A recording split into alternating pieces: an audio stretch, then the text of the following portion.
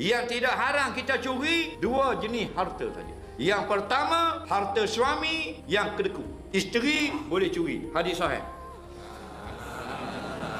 Untuk apa? Nak beli keperluan hidup. Contoh nak beli beras, nak makan.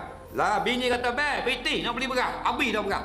Tak sewi." Maka dalam hadis dia ngadu pada Nabi, laki suami aku Abu Sufyan, dia tak beri piti belanja. Jadi aku ambil harta dia. Nabi kata boleh. Situ boleh. Dia apa ambil piti laki dia, buat pergi beli beras.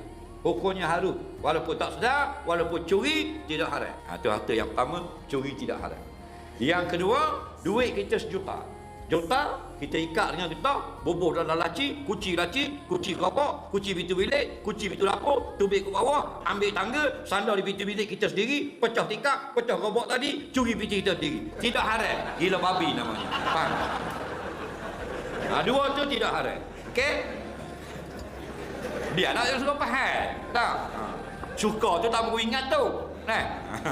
Al-fiqhu maknahu al-fahm. Fiqh ni faham. Kita ni agama nak faham, bukan nak pandai. Nah.